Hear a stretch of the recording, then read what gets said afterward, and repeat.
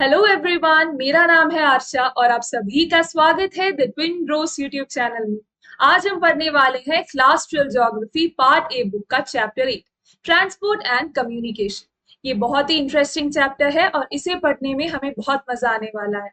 और इस video explanation के बाद आपको कोई और सोर्स रेफर करने की जरूरत बिल्कुल भी नहीं पड़ने वाली।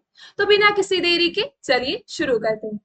तो इंट्रोडक्टरी पैराग्राफ में हमें ट्रांसपोर्ट, कम्युनिकेशन और ट्रेड के इंपॉर्टेंस के बारे में बताया गया है।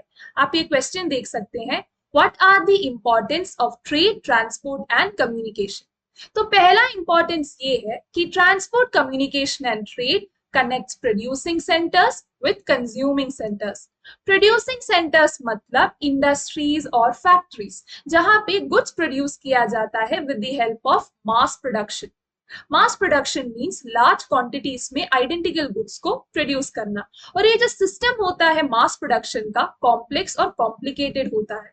तो ट्रांसपोर्ट, कम्युनिकेशन और ट्रेड की मदद से हम प्रोड्यूसिंग सेंटर्स, फैक्ट्रीज और इंडस्ट्रियल एस्टेब्लिशमेंट्स को कंज्यूमिंग सेंटर्स जो कि मार्केट प्लेसेस हैं उनसे कनेक्ट कर सकते हैं। ये इसीलिए जरूरी होता है क्योंकि नेचुरल रिसोर्सेज के माइनिंग साइट्स, फैक्ट्रीज और मार्केट्स हम रेयरली एक ही जगह में देख सकते हैं। इसीलिए ट्रांसपोर्टेशन और कम्युनिकेशन नेटवर्क्स की मदद से इन रीजन्स को कनेक्ट करना बहुत ही जरूरी हो जाता है। सेकेंड इंपॉर्टेंस, हर एक रीजन एक पर्टिकुलर गुड में स्पेशलाइज करता है और वो उस रीजन का इंडिजिनस प्रोडक्ट होता है।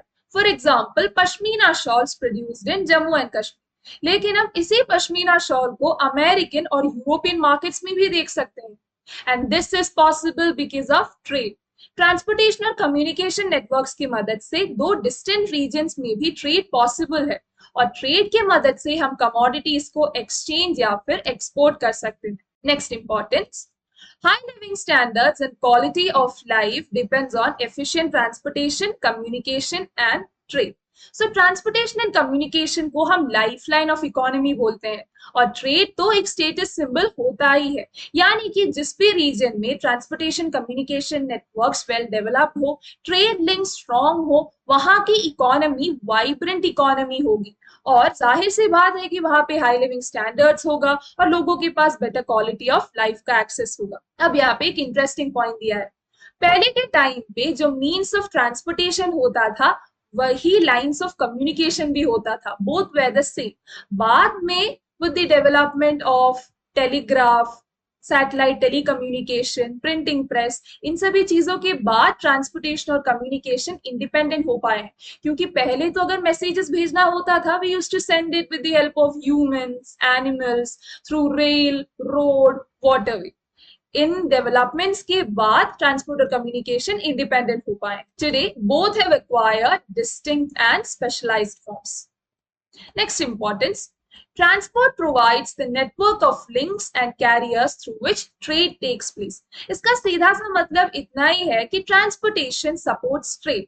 ट्रांसपोर्टेशन नेटवर्क्स के बिना दो डिस्टेंट रीजन्स के बीच में ट्रेड पॉसिबल नहीं है। Next topic, transport.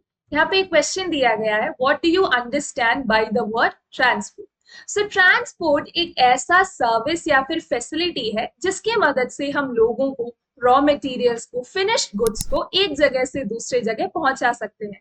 And this movement takes place with the help of humans, animals, हमें पता है घोड़ा गाड़ी, फिर बैलगाड़ी, and different kinds of vehicles also offer their service. और ये जो भी मूवमेंट होता है ना, ये लैंड, वाटर या फिर एयर में होता है और यही है मोड्स ऑफ ट्रांसपोर्टेशन, जिसमें roads and railways are part of land transportation, पहला mode. Second mode is shipping and waterways. Third mode airways. Fourth और रीसेंट डेवलपमेंट है पाइपलाइंस। पाइपलाइंस की मदद से हम petroleum, natural gas, cooking gas, water या semi liquid form में जो स्लरी या फिर स्लज होता है उसे हम एक जगह से दूसरे जगह ट्रांसपोर्ट कर सकते हैं। Next point, transportation satisfies the basic need of the society. Human beings का बेसिक रिक्वायरमेंट क्या होता है? नीड ऑफ मोबिलिटी, एक जगह से दूसरी जगह पहुंच पाना। फिर हमने पढ़ा कि ट्रेड ट्रांसपोर्टेशन पे डिपेंड करता है और ट्रांसपोर्टेशन पे ही हाई लिविंग स्टैंडर्ड्स और better quality of life depend करता है। अब यहाँ पे बहुत ही इंपॉर्टेंट पॉइंट दिया गया है, how is transportation and organise service industry. So transportation एक ऑर्गेनाइज सर्विस इंडस्ट्री है, वो कैसे?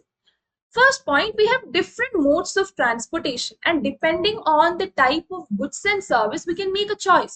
हम select कर सकते हैं depending on the type of goods and service हमें कौन सा mode of transportation चाहिए.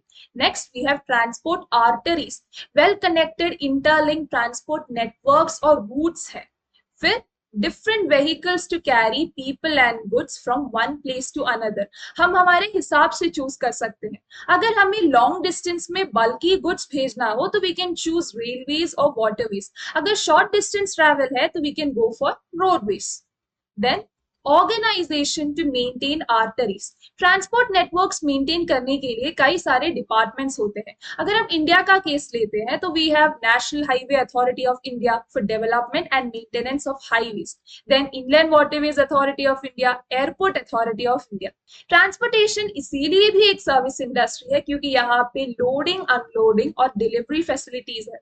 वाटर ट्रांसपोर्टेशन में दोनों एंड्स में पोर्ट और हार्बर फैसिलिटीज भी प्रोवाइड किया गया है. Next important point. Every nation has developed various kinds of transportation for defense purpose. Defense और strategic reason के लिए हर एक nation transportation develop करता है. For example, fighter jets, warships, etc. हम न्यूज़पेपर में भी पढ़ते हैं कि Indian Ocean region में naval ships patrolling कर रहे हैं. All these are for defense and strategic reason. Next point, transportation और communication का ही एक importance है. Assured and speedy transportation along with efficient communication promotes cooperation and unity among scattered people. पहले कुछ ऐसे regions होते थे जिनके बारे में हमें पता ही नहीं होता था, वहां के लोगों के बारे में भी हमारे पास बहुत कम जानकारी होती थी. बाद में with the development on transport and communication we are able to visit new places. हम नए लोगों से मिल रहे हैं, उनके कल्चर और ट्रेडिशन के बारे में जान रहे हैं, समझ रहे हैं, अपने कल्चर को स्प्रेड कर रहे हैं. जब लोग एक साथ मिलजुल के रहते हैं तो कॉपरेशन और यूनिटी, एकता की भावना बढ़ती है. Next, what is a transport network? Transport network क्या है? ट्रांसपोर्ट नेटवर्क मतलब जब कई सारे प्लेसेस को हम रूट्स की मदद से कनेक्ट करते हैं तो वो सभी रूट्स मिलकर एक पैटर्न फॉर्म करते हैं जिसे हम ट्रांसपोर्ट नेटवर्क बोलते हैं. एक बार डेफिनेशन देख लेते हैं. Several places which is nodes joined together by series of routes which is links to form a pattern. और यही पैटर्न है ट्रांसपोर्ट नेटवर्क. इसी से रिलेटेड यहाँ पे एक इंटरेस्टिंग क्वेश्चन दिया है, how is node different from link in transport system? Node कैसे लिंक से डिफरेंट है, इसे समझ लेते हैं. नोड मतलब दो या दो से ज्यादा रूट्स का मीटिंग पॉइंट या फिर पॉइंट ऑफ कन्वर्जेंस कह सकते हैं. और लिंक मतलब वो रोड जो इन दो नोड्स को कनेक्ट कर रहा हो, यानी कि दो नोड्स को कनेक्ट करने वाला वो रोड, उसे हम लिंक कहते हैं. और यही कई सारे नोड और लिंक मिलकर एक ट्रांसपोर्ट नेटवर्क फॉर्म करते हैं. Next topic, modes of transportation. हमने पहले ही पढ़ा कि ट्रांसपोर्टेशन लैंड, वाटर और एयर में होता है. यही है मोड ऑफ ट्रांसपोर्टेशन. और एक फोर्थ मोड भी है, पाइपलाइंस, जो कि एक रीसेंट डेवलपमेंट है. और इन सभी मोड्स की मदद से इंटर रीजनल और इंट्रा रीजनल ट्रांसपोर्टेशन पॉसिबल है. इंटर रीजनल मूवमेंट मतलब दो रीजन्स के बीच में जब ट्रांसपोर्टेशन होता है. फॉर एग्जाम्पल, अगर दिल्ली से मुंबई हमें कोई गुड भेजना हो, वो हो गया inter regional transportation. Intra regional transportation मतलब एक ही रीजन में एक जगह से दूसरे जगह, यानी कि दिल्ली में ही अगर हम एक जगह से दूसरे जगह जा रहे हैं तो वो हो गया इंट्रा रीजनल. सो इंटर रीजनल और इंट्रा रीजनल ट्रांसपोर्टेशन इन सभी मोड्स ऑफ ट्रांसपोर्टेशन की मदद से पॉसिबल है. नेक्स्ट पॉइंट, हर एक mode of transportation except pipeline carries both passengers and freight. Freight मतलब गुड्स. सो हम इन सभी मोड्स ऑफ ट्रांसपोर्टेशन, पाइपलाइंस को छोड़ के बाकी सब से हम पैसेंजर्स और गुड्स दोनों को भेज सकते हैं. लेकिन पाइपलाइन से सिर्फ फ्राइट यानी कि गुड्स का मूवमेंट ही पॉसिबल है. पैसेंजर्स को हम पाइपलाइंस के थ्रू नहीं भेज सकते. नेक्स्ट एक इंपॉर्टेंट क्वेश्चन है, what factors influence the mode of transportation? Mode of transportation का सिग्निफिकेंस कौन से फैक्टर्स पे डिपेंड करता है? पहला फैक्टर है type of goods and service, किस टाइप के गुड्स एंड सर्विस हम भेज रहे हैं। सेकेंड फैक्टर कॉस्ट, टाइम और डिस्टेंस, रूट का लेंथ कितना है, कितना वक्त लगेगा और कितना खर्चा होगा, वो भी एक इंपॉर्टेंट फैक्टर है। Next third factor available mode of transportation, कि हमारे पास एक्चुअली में कौन सा मोड अवेलेबल है। So first factor is type of goods and service, then cost, time and distance, and third is available mode of transportation. Next, एक well developed transportation system में ये सारे ही मोड्स ऑफ ट्रांसपोर्टेशन एक दूसरे को complement करते हैं, यानी कि एक दूसरे से लिंक्ड है और एक दूसरे को कंप्लीट करते हैं। अब ये कैसे, जो भी इंटरनेशनल मूवमेंट होता है गुड्स का, वो ओशन फ्राइटर्स हैंडल करते हैं, यानी कि इंटरनेशनल ट्रेड दो कंट्रीज के बीच में वाटरवेज के थ्रू ही होता है, वो ओशन फ्राइटर्स मतलब कार्गो शिप्स हैंडल करते हैं। So international movement of goods is handled by ocean freighters. Next is road transportation. Road transportation cheaper है, short distance के लिए यूज किया जाता है, door to door service provide करता है और यहाँ पे लोडिंग और अनलोडिंग भी कंपैरेटिवली इजी है। Next railways, railways are suitable for long distance travel, यहाँ से हम बल्कि गुड्स लॉन्ग डिस्टेंस में भेज सकते हैं, भारी गुड्स। नेक्स्ट एयरवेज, एयरवेज की मदद से हम हाई वैल्यू, लाइट और पेरिशेबल गुड्स को भेज सकते हैं। हाई वैल्यू मतलब कमर्शियली वैल्यूएबल, फिर लाइट वेट और perishable goods. Perishable goods means वो गुड्स जो जल्दी खराब हो जाते हैं, एग्जांपल डायरी या फिर मिल्क प्रोडक्ट्स।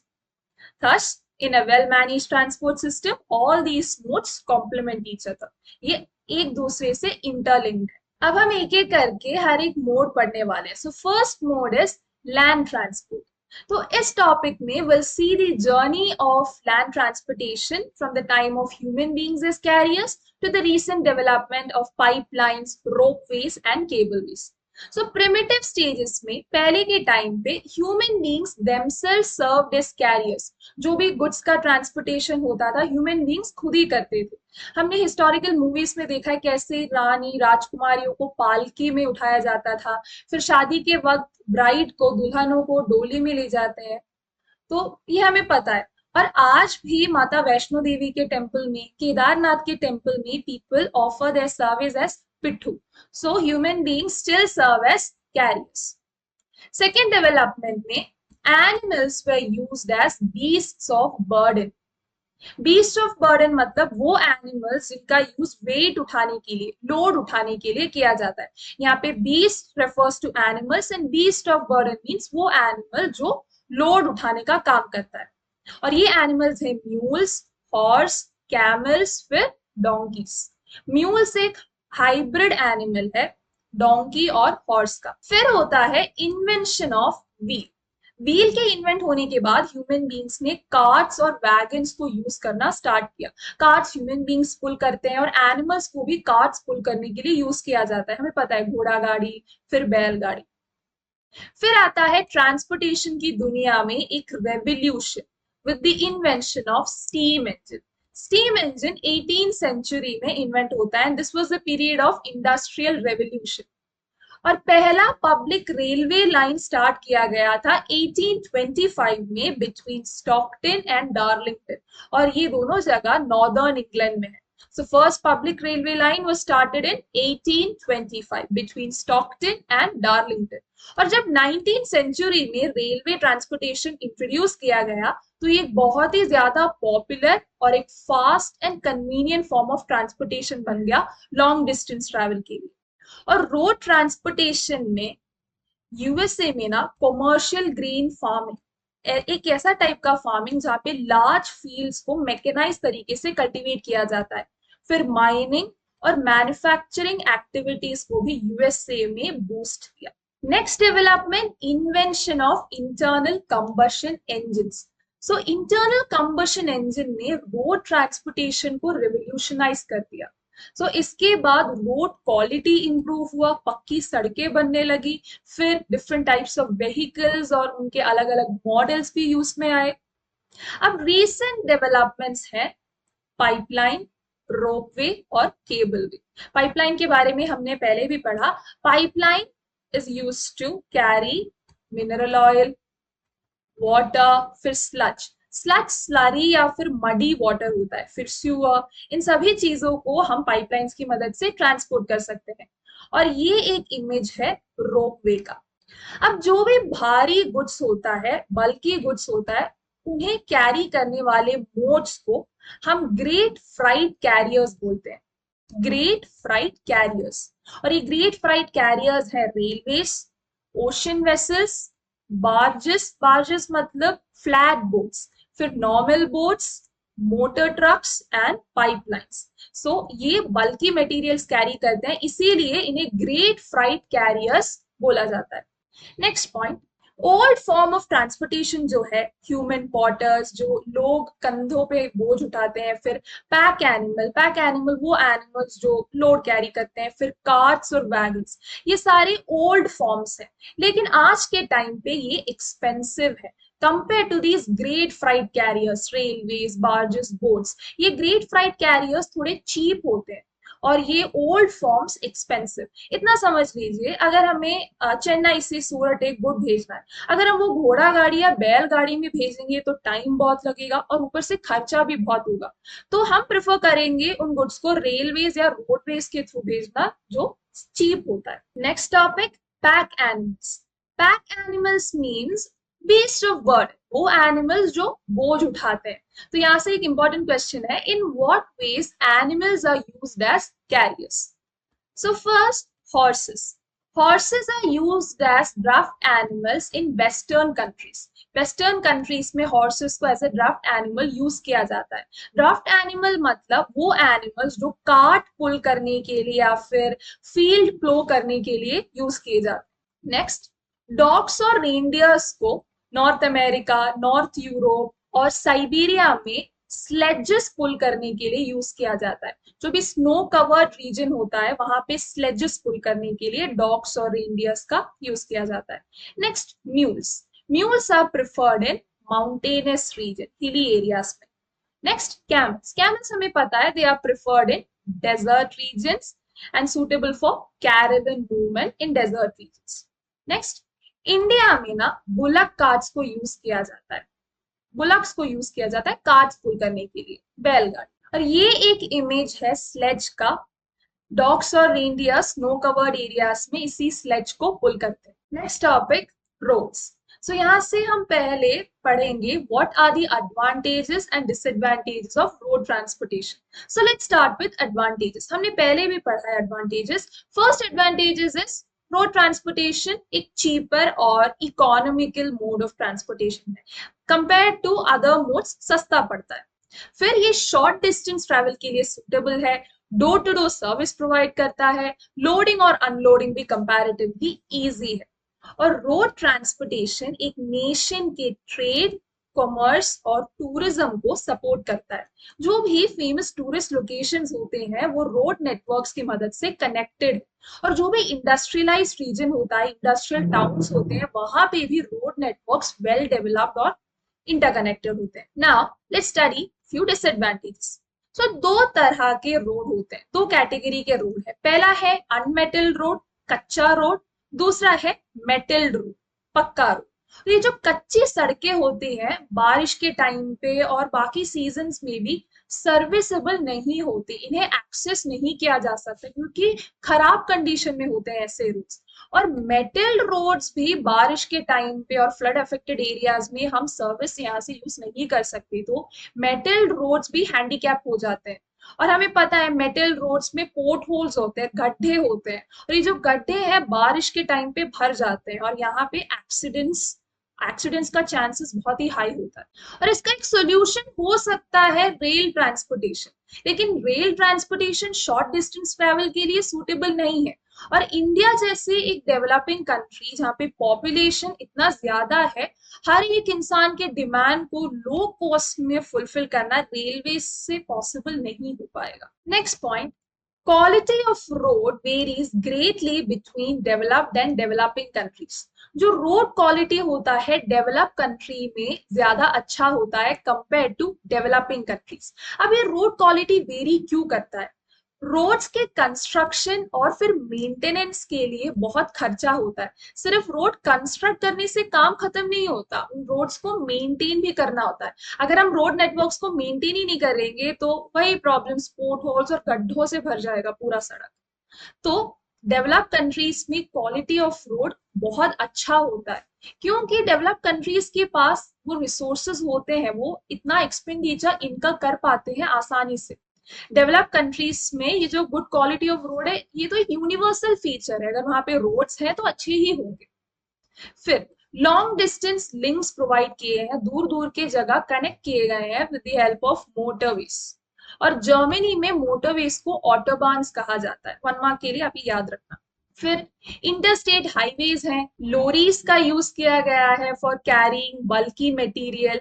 जो डेवलप कंट्रीज हैं यहाँ पे तो रोड की क्वालिटी बहुत अच्छी है, लेकिन अगर हम पूरे वर्ल्ड का केस लेंगे तो रोड सिस्टम इतना डेवलप नहीं है। नेक्स्ट और एक important point, world's total motorable road length is 15 million kilometre. Total motorable road length मतलब जो रोड हम एक्सेस कर पाते हैं, जिस रोड से सर्विस पॉसिबल है। और वर्ल्ड का टोटल लेंथ है, रोड लेंथ है 15 मिलियन किलोमीटर, जिसमें से 33% तो नॉर्थ अमेरिका में ही है। और नॉर्थ अमेरिका में रोड डेंसिटी भी बहुत हाई है। रोड डेंसिटी मतलब लेंथ ऑफ रोड पर 100 स्क्वायर किलोमीटर। और नॉर्थ अमेरिका में सबसे ज्यादा व्हीकल्स रजिस्टर किए गए हैं, वेस्टर्न यूरोप से भी ज्यादा। Next topic, traffic flows. Traffic flows एक ऐसा टॉपिक है जिसका लाइव डेमोन्स्ट्रेशन हम डेली देख सकते हैं, क्योंकि सड़कों पे जो ट्रैफिक है बढ़ता ही जा रहा है। और ट्रैफिक कंजेशन एक कॉमन सी चीज हो गई है। ट्रैफिक कंजेशन तभी होता है जब रोड नेटवर्क्स लोगों के बढ़ते डिमांड्स को मीट ही ना कर पाए, तब ट्रैफिक कंजेशन होता है। और ये सबसे ज्यादा मेट्रोपॉलिटन और मेगा सिटीज में होता है ट्रैफिक कंजेशन। और ट्रैफिक जब सबसे हाई रहता है उसे हम पीक या फिर हाई पॉइंट्स कहते हैं, और जब लो रहता है लो पॉइंट्स या फिर ट्रफ। पीक पॉइंट्स कुछ रश आवर्स में देखे जाते हैं। वो रश आवर्स है जब लोग घर से काम पे जाते हैं और काम से वापस आते हैं, तो वो होता है पीक पॉइंट ट्रैफिक का। और बाकी टाइम पे ट्रैफिक लो ही रहता है। और ट्रैफिक कंजेशन सिर्फ इंडिया के मेगा सिटीज और मेट्रोपॉलिटन सिटीज का प्रॉब्लम नहीं है, वर्ल्ड ओवर ये एक क्रूशियल प्रॉब्लम है। और आप यहाँ पे रोड डेंसिटी का डेफिनेशन देख सकते हैं, द लेंथ ऑफ रोड पर 100 square kilometre of area. Next topic, highways. So यहाँ से एक डायरेक्ट क्वेश्चन पूछा जाएगा, define highways. So highways metalled road होते हैं जो कि डिस्टेंट रीजन्स को कनेक्ट करते हैं। और हाईवेज 80 मीटर वाइड होते हैं। और हाईवेज का मेन यूज ये है कि it provides unobstructed vehicular movement या फिर एक अनइंटरप्टेड ट्रैफिक फ्लो। बिना किसी रुकावट के एक स्मूथ मूवमेंट हाईवेज प्रोवाइड करते हैं। और ये पॉसिबल है traffic lanes, bridges, flyovers, dual carriageway, इन सभी चीजों के मदद से हाईवेज एक अनऑब्स्ट्रक्टेड अनइंटरप्टेड मूवमेंट ऑफर करते हैं। ये है ट्रैफिक लेन्स, आप फिगर 8.3 में देख सकते हैं, ये जो वाइट लॉन्गिट्यूडिनल स्ट्रैप्स है ना, ये है ट्रैफिक लेन्स। और ये है डुअल कैरेज, फिर ब्रिजेस और फ्लाईओवर्स। और डेवलप कंट्रीज में हर एक सिटी, हर एक town, port town, market, industrial areas highways के थ्रू कनेक्टेड है। ये है फ्लाईओवर, इसकी मदद से एक अनइंटरप्टेड ट्रैफिक फ्लो पॉसिबल है। अब हम एक एक करके हर एक कॉन्टिनेंट का हाईवे नेटवर्क पढ़ने वाले हैं। So first one is North America. North America में हाईवे डेंसिटी बहुत हाई है। हमने पढ़ा कि नॉर्थ अमेरिका में रोड डेंसिटी हाई है, वैसे ही नॉर्थ अमेरिका में हाईवे डेंसिटी भी हाई है। यहाँ की डेंसिटी है 0.65 किलोमीटर पर स्क्वायर किलोमीटर। और यहाँ पे हर एक प्लेस हाईवे से सिर्फ 20 किलोमीटर की दूरी पे है, यानी कि वेल कनेक्टेड है सारा लोकेशन। फिर यहाँ पे जो भी सिटीज पैसिफिक कोस्ट में है वेस्टर्न साइड में, वो सारी ही सिटीज अटलांटिक कोस्ट में ईस्टर्न साइड में जो भी सिटीज है उनसे वेल कनेक्टेड है। फिर cities of Canada northern side में, वो सिटीज मेक्सिको के सिटीज से कनेक्टेड है।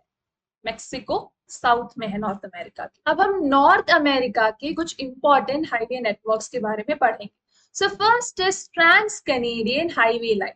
Trans Canadian highway line links Vancouver in British Columbia, western terminal है, with Saint John city in Newfoundland, eastern terminal है। तो 1 मार्क में मैप क्वेश्चंस भी ना ये टर्मिनल स्टेशन से पूछे जाते हैं। ईस्टर्न टर्मिनल बताइए, वेस्टर्न टर्मिनल, नॉर्दर्न और सदर्न टर्मिनल, ऐसे ही क्वेश्चंस आते हैं। तो आप यहाँ पे देख सकते हैं Trans Canadian highway line connects Vancouver in the west in British Columbia with St. John City in Newfoundland. So this is Trans-Canadian Highway Line. Next is Alaskan Highway Line, which connects Edmonton in Canada with Anchorage in Alaska. So Edmonton in Canada with Anchorage in Alaska. So this is Alaskan Highway Line. Next is world का longest highway line, Pan American Highway. Pan American highway इसीलिए world का longest highway है क्योंकि ये South America, Central America, USA और Canada को connect करता है। South, Central, USA and Canada, यानी कि both North and South America. Next is trans continental Stuart highway. So trans continental Stuart highway Australia में है। It connects Darwin in the north with Melbourne in the south. So यहाँ पे है Darwin, ये northern terminal station है, और Melbourne southern terminal station, और ये है Trans continental Stuart Highway which connects Darwin in the north with Melbourne in the south. Next is Europe. So Europe में भी हाईवे डेंसिटी हाई है, well connected highway network है, लेकिन यहाँ पे highways face a lot of competition from railways and waterways. So ये एक problem. Next is Russia. So Russia is the largest country in terms of size. और जितनी बड़ी ये country है उतना ही जरूरी हो जाता है well connected transport networks provide करना। So Russia में भी highway density बहुत high है, और ये mainly हम Ural Mountains के western side में देख सकते हैं, क्योंकि इस region में highway density high है क्योंकि ये region industrialized region है, और यहाँ का मेन हब है रशिया का कैपिटल मॉस्को। आप इतना समझ लीजिए कि जो भी इंडस्ट्रियलाइज्ड एरियाज होते हैं वहां पे density, road density, highway density और जो भी ट्रांसपोर्ट का नेटवर्क होता है बहुत ही डेंस और स्ट्रॉन्ग होता है। तो यहाँ पे मेन हब है मॉस्को, और एक और हाईवे लाइन है Moscow Vladivostok highway line, Moscow Vladivostok highway line which serves eastern Russia। और इतनी बड़ी कंट्री होने की वजह से रशिया में हाईवे से ज्यादा इंपॉर्टेंस रेलवेज को दिया गया है। Next China. सो चाइना में भी हाईवेज वेल डेवलप्ड है, एक क्रिस क्रॉस पैटर्न फॉर्म करते हैं, यानी कि इंटरकनेक्टेड है, और हर एक मेजर सिटी हाईवे से कनेक्टेड है, और मेन हाईवे स्टेशंस है संगसो near Vietnam boundary, then Shanghai central China में है, ग्वांगझो साउथ चाइना में, और बीजिंग नॉर्थ पार्ट में है। और एक नया हाईवे भी है जो चेंगडू चाइना में है, उसे लासा से कनेक्ट करता है, लासा तिब्बतन रीजन में। अब इंडिया के हाईवे नेटवर्क्स के बारे में पढ़ते हैं। सो इंडिया में भी हाईवे नेटवर्क्स वेल कनेक्टेड है, और हमारा longest highway national highway number 7 नहीं है, हमारा लॉन्गेस्ट हाईवे है NH44। टेक्स्ट बुक में NH7 दिया गया है, ये चेंज हो चुका है, अब NH44 है। NH7 connects Varanasi with Kanyakumari, पर NH44 connect Srinagar with Kanyakumari, तो आप ये चेंज कर देना। Next, national Highway Authority of India का एक रिमार्केबल प्रोजेक्ट है गोल्डन क्वाड्रिलैटरल सुपर हाईवेज या फिर super expressway. This highway line connects 4 mega cities of India, new Delhi, Mumbai, Chennai और कोलकाता, और ये सुपर एक्सप्रेसवे बैंगलोर और हैदराबाद को भी कनेक्ट करता है। इंडिया में टोटल 6 मेगा सिटीज है, new Delhi, Mumbai, Bangalore, Chennai, Kolkata and Hyderabad. Next is Africa. Africa में पहला एक इंपॉर्टेंट हाईवे है जो अल्जियर्स को कोनाक्री से कनेक्ट करता है। Conakry is in New Guinea, so Algiers to Conakry. दूसरा एक हाईवे लाइन है जो कायरो को, जो इजिप्ट में है, कायरो को कनेक्ट करता है केप टाउन से इन साउथ अफ्रीका। सो ये दो इंपॉर्टेंट हाईवे लाइन है, first one connecting Algiers with Conakry, second one connecting Cairo with Cape Town. Next topic, border routes. So border roads हम नाम से ही समझ सकते हैं, बॉर्डर एरियाज में जो रोड्स नेटवर्क है उसे हम बॉर्डर रोड्स बोलते हैं।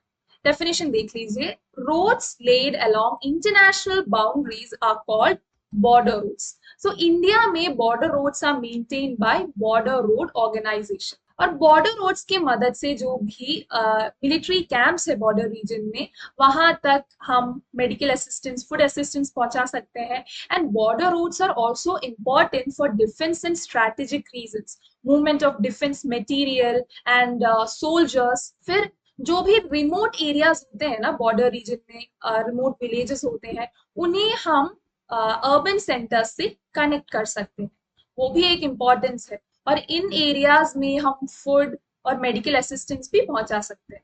Next is railways. सो यहाँ से क्वेश्चन आता है, what is the importance of railways as a mode of land transportation.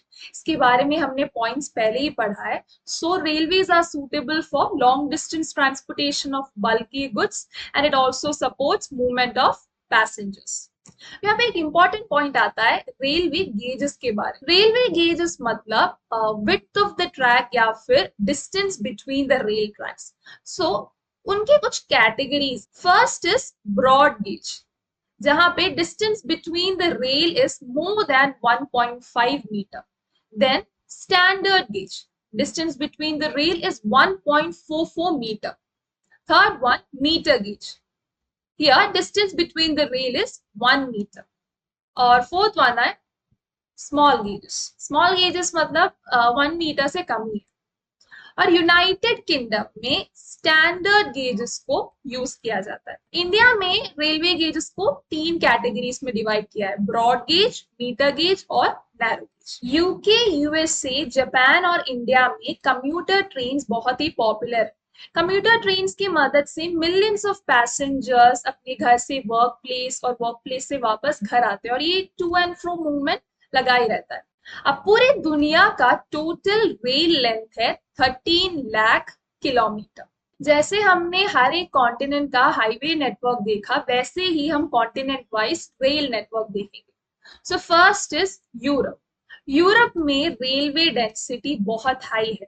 यहाँ का टोटल रेल लेंथ है 4,40,000 किलोमीटर, और यहाँ के रेलवे ट्रैक्स डबल और मल्टीपल ट्रैक है। नेक्स्ट, यूरोप में हाईएस्ट डेंसिटी बेल्जियम में। यूरोप में इंडस्ट्रियल रीजन्स में रेलवे डेंसिटी बहुत हाई है। मैंने पहले ही कहा, जहां पे भी इंडस्ट्रियल रीजन होता है वहां पे ट्रांसपोर्ट नेटवर्क्स बहुत स्ट्रांग होते हैं और डेंसिटी बहुत हाई रहता है। और यूरोप के इंपॉर्टेंट रेल हेड्स हैं London in England, Paris in France, Brussels in Belgium, Milan in Italy, Berlin Germany, Warsaw in Poland. तो ये है इंपॉर्टेंट रेल स्टेशंस।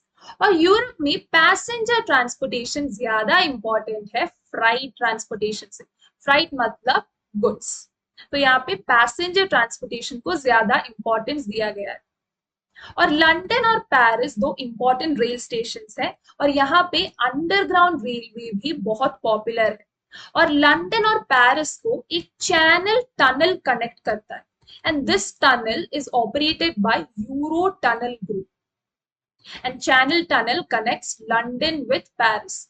1 मार्क के लिए इंपॉर्टेंट है। जो ट्रांस कॉन्टिनेंटल रेलवे लाइंस है, इसके बारे में हम आगे पढ़ने वाले हैं, वो अपना इंपॉर्टेंस खो रहे हैं because they face a lot of competition from roadways and airways. So जो रोडवेज और एयरवेज हैं थोड़ी कन्वीनियंट और फ्लेक्सिबल मोड है, तो transcontinental railway lines are now losing their importance. Next is Russia. So Russia में हमने पढ़ा था कि हाईवे से ज्यादा इंपॉर्टेंट रेलवेज है because of its size. So Russia में जो भी ट्रांसपोर्टेशन नेटवर्क्स है उसका 90% रेलवेज में ही है, और रेल नेटवर्क्स भी सबसे ज्यादा डेंस है तो western region of Ural mountains, क्योंकि यहाँ पे एक इंडस्ट्रियलाइज्ड रीजन है जिसका हब है मॉस्को, और रेलवे नेटवर्क्स का मेन स्टेशन भी मॉस्को ही है। So Moscow is the most important rail है, और मॉस्को में अंडरग्राउंड रेलवेज और कम्यूटर ट्रेन्स भी popular. Next is North America. North America में भी रेल नेटवर्क्स बहुत ही डेंस है and it accounts for 40% of world's total. और यूरोप में हमने पढ़ा कि पैसेंजर ट्रांसपोर्टेशन ज्यादा इंपॉर्टेंट है, लेकिन यूनाइटेड स्टेट्स में और कनाडा में फ्राइट ट्रांसपोर्टेशन ज्यादा इंपॉर्टेंट, यानी कि गुड्स का ट्रांसपोर्टेशन ज्यादा इंपॉर्टेंट है पैसेंजर्स से। और इसमें ores, grains, timber, machinery main goods है। और नॉर्थ अमेरिका में डेंस रेलवे नेटवर्क्स हम देख सकते हैं, again industrialised region of east central USA adjoining Canada. तो इस रीजन में हम डेंस रेलवे नेटवर्क्स देख सकते हैं। Next is Canada. तो कनाडा में रेलवेज पब्लिक सेक्टर में इंडिया की ही तरह, और सबसे ज्यादा रेलवेज डिस्ट्रीब्यूट किए गए हैं स्पार्सली पॉपुलेटेड एरियाज में जहां पॉपुलेशन कम है। तो कनाडा में railways are in public sector, और कनाडा में मेन गुड्स हैं व्हीट और कोल जो रेलवे के थ्रू ट्रांसपोर्ट किया जाता है। Next is Australia. ऑस्ट्रेलिया में टोटल रेल लेंथ है 40,000 किलोमीटर, जिसका 25% न्यू साउथ वेल्स में ही है। और ऑस्ट्रेलिया में एक west to east railway line जाता है जो कि कनेक्ट करता है पर्थ और सिडनी को। So Perth is the western terminal and Sydney is the eastern terminal. Next, New Zealand. New Zealand में जो रेलवे लाइन है वो मेनली नॉर्थ आइलैंड में कॉन्सेंट्रेटेड है, और ये वहां के फार्मिंग एरियाज को सर्व करता है। Next is South America. So South America में रेलवे नेटवर्क्स दो रीजन्स में सबसे डेंस है। First is Pampas region of Argentina. आपने चैप्टर 5 प्राइमरी एक्टिविटीज में पढ़ा होगा कैसे पैम्पस रीजन में कमर्शियल ग्रेन कल्टीवेशन होता है। Next is coffee growing region of Brazil. तो ये दोनों रीजन है जहां पे रेलवे नेटवर्क साउथ अमेरिका में सबसे डेंस है, and they together account for 40% of south America total railway route length. और साउथ अमेरिका में चिली ही एक ऐसी कंट्री है जहां पे कोस्टल एरियाज रेलवे के थ्रू माइनिंग साइट से कनेक्टेड है। बाकी Peru, Bolivia, Ecuador, Colombia, Venezuela, यहाँ पे सिंगल ट्रैक रेल लाइंस है। Next important point, south America में सिर्फ एक ही ट्रांसकॉन्टिनेंटल रेलवे लाइन है जो कनेक्ट करता है Buenos Aires in Argentina with Valparaiso in Chile. Next Asia.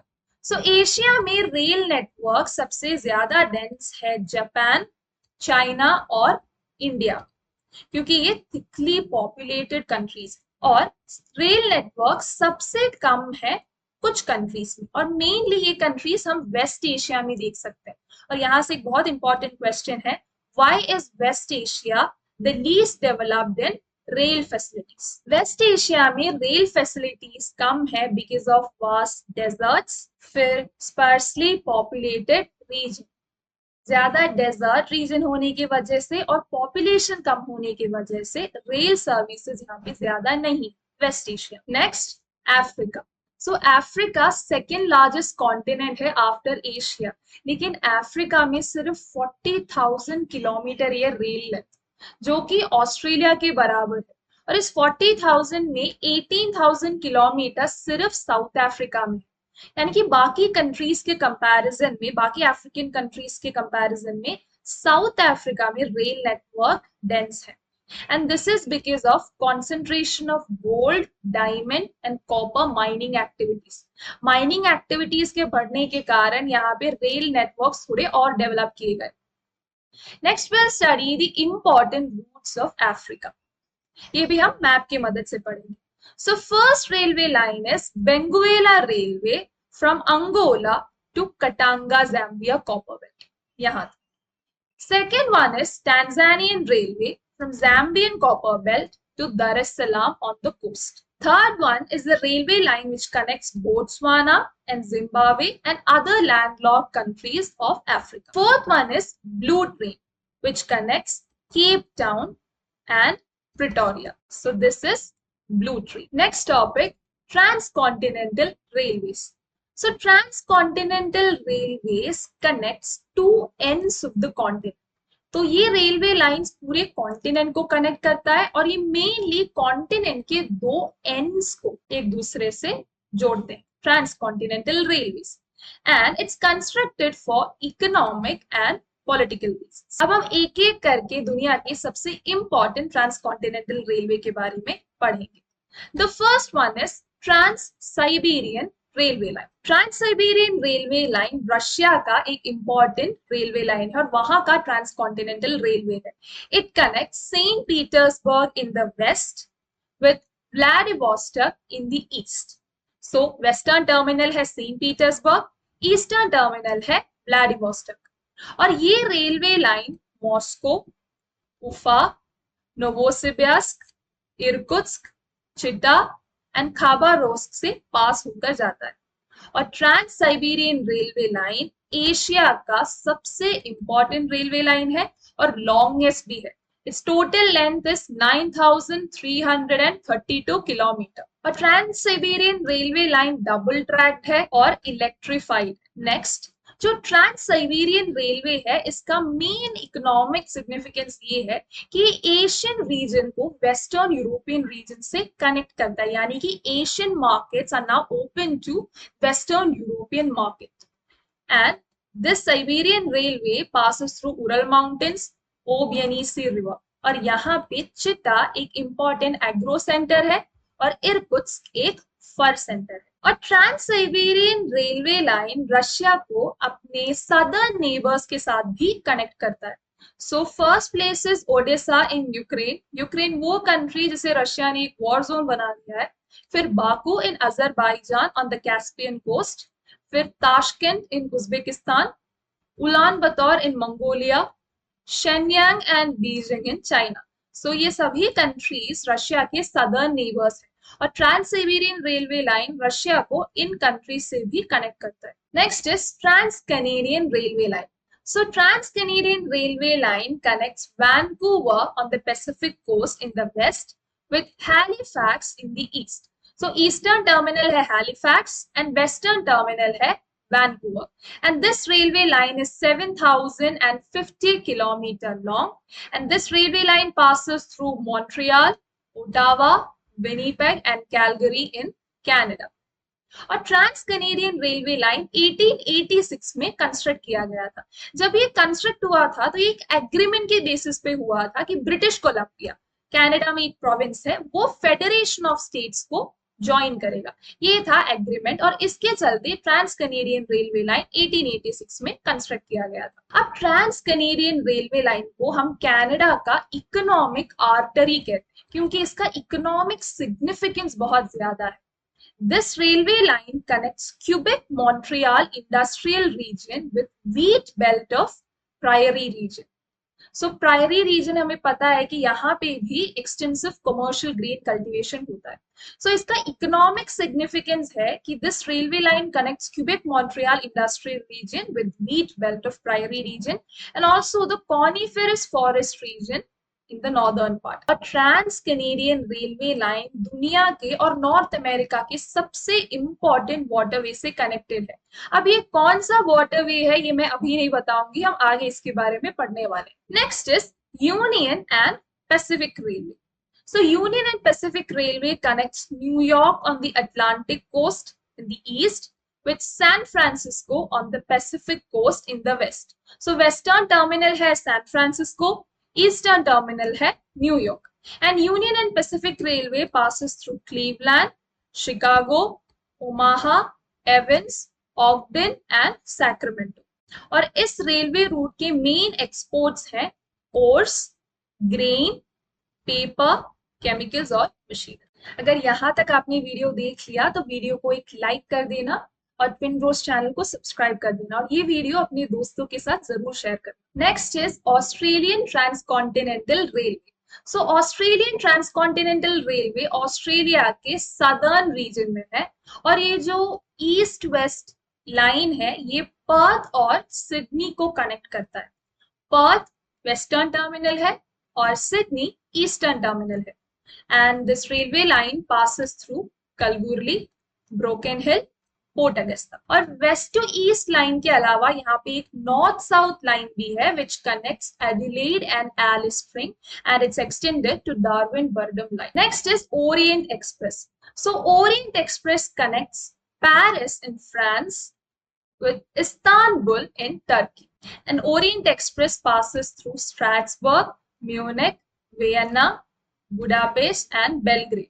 और मेन टर्मिनल्स हैं पेरिस और इस्तांबुल टर्की में। और ओरिएंट एक्सप्रेस ने लंदन और इस्तांबुल के बीच का जर्नी टाइम कम कर दिया है। ओरिएंट एक्सप्रेस से पहले 10 दिन लग जाते थे लंदन से इस्तांबुल पहुंचने में, और ओरिएंट एक्सप्रेस के बाद अब सिर्फ 96 आवर्स लगते हैं। नेक्स्ट, ओरिएंट एक्सप्रेस का चीफ एक्सपोर्ट है चीज, बेकन, ओट्स, वाइन, फ्रूट्स और मशीनरी। और एक नया प्रपोजल है एक ट्रांस एशियाटिक रेलवे लाइन बनाने का जो कि इस्तांबुल से बैंकॉक तक जाएगा। And this trans Asiatic railway line will pass through Iran, Pakistan, India, Bangladesh and Myanmar. तो ये बहुत ही लंबा होगा। सो हमने लैंड ट्रांसपोर्टेशन फिनिश कर दिया। So let's start water transport. So यहाँ से एक इंपॉर्टेंट क्वेश्चन है, what are the advantages of water transport? So water transport का पहला एडवांटेज है सारे ओशंस एक दूसरे से लिंक है, तो कोई रूट कंस्ट्रक्ट करने की जरूरत बिल्कुल भी नहीं है, बस दोनों एंड्स में पोर्ट और हार्बर फैसिलिटीज प्रोवाइड करना होगा और रूट कंस्ट्रक्ट करने की जरूरत बिल्कुल भी नहीं। पानी का फ्रिक्शन कम होता है compare to road transportation. Friction कम होने की वजह से फ्यूल कंजम्पशन लो होता है, इसीलिए वाटर ट्रांसपोर्टेशन का एनर्जी कॉस्ट भी कम है। And water transportation is divided into two, sea routes and inland waterways. अब हम एक एक करके सी रूट्स और इनलैंड वाटरवेज पढ़ेंगे। So next is sea routes. So, यहाँ से आप एक क्वेश्चन देख सकते हैं, write the advantages of oceanic transport. So जो भी एडवांटेजेस हमने वाटर ट्रांसपोर्ट में पढ़ा, आप वो सारे एडवांटेजेस लिख सकते हैं। सो फर्स्ट पॉइंट, सो ओशंस ना इंटरकनेक्टेड होते, एक दूसरे से कनेक्टेड होते हैं, ये हमने पढ़ा। इस वजह से they also act as a highway, जिसकी मदद से हम किसी भी डायरेक्शन में मूव कर सकते हैं। और सी रूट्स में we follow a particular sea route, एक जगह से दूसरी जगह पहुंचने के लिए।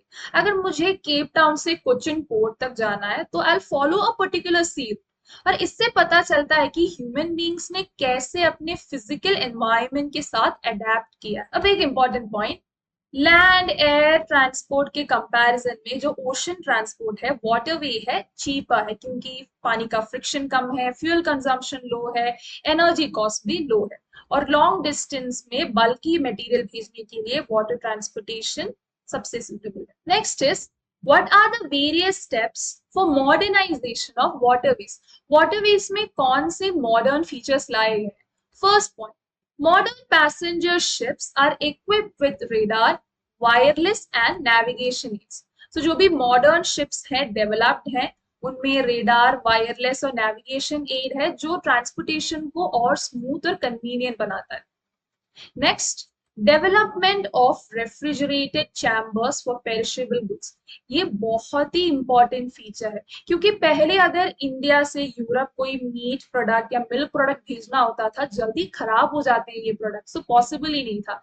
रेफ्रिजरेटेड चैम्बर्स के आने के बाद पेरिशेबल गुड्स का ट्रेड पॉसिबल हो पाया है।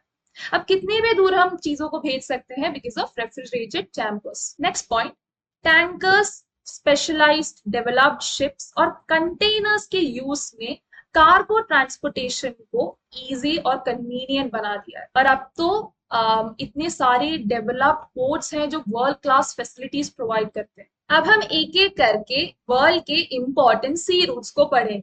Hello everyone, my name is Guru Tehenguria, co-founder of the Twin Bros YouTube channel and he is my twin brother Dev. Just because of a constant love and support, जो हमारा dream था कि हम आपको best quality का education provide कर पाएं, अब वो धीरे धीरे पूरा हो रहा है। आप हमें हमारी इस जर्नी में सपोर्ट करने के लिए ज्वाइन बटन पर क्लिक करके चैनल का मेंबर बन सकते हैं, सुपर थैंक्स का यूज़ कर सकते हैं या फिर यूपीआई के थ्रू भी कंट्रीब्यूट कर सकते हैं। और हाँ, हमें बाकी प्लेटफॉर्म में भी जरूर ज्वाइन करिए और हमेशा याद रखिए कि आप सब बनेंगे topper. So first one is north Atlantic sea route. तो ये बहुत ही इंपॉर्टेंट सी रूट है और ध्यान से सुनिएगा। So north Atlantic sea route connects north eastern part of USA with north western Europe. इन दो रीजन्स की खासियत जानते हो? ये दो रीजन्स ना इंडस्ट्रियली बहुत डेवलप्ड है, बहुत ही पॉपुलेटेड रीजन्स भी है। तो अगर इन दोनों रीजन्स के बीच में अगर ट्रांसपोर्टेशन होगा तो उस रूट में कितना ज्यादा ट्रैफिक होगा। हाईली डेवलप्ड और इंडस्ट्रियलाइज्ड रीजन होने की वजह से इस रूट से काफी ज्यादा ट्रेड होता है और पूरी दुनिया का 1/4 ऑफ ट्रेड इसी रूट से होता है। बिजी होने की वजह से this route is also called big trunk route because it's the busiest sea route in the world. और इन दोनों ही कोस्ट में, north eastern coast of USA and north western Europe के कोस्ट में एडवांस्ड पोर्ट और हार्बर फैसिलिटीज भी provide किए गए। Second one is Mediterranean Indian ocean sea root.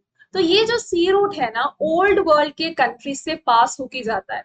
Old world is a term use for Afro and Eurasia, यानी कि African, Europe और Asia के कंट्रीज के लिए यूज किया जाता है ये term old world.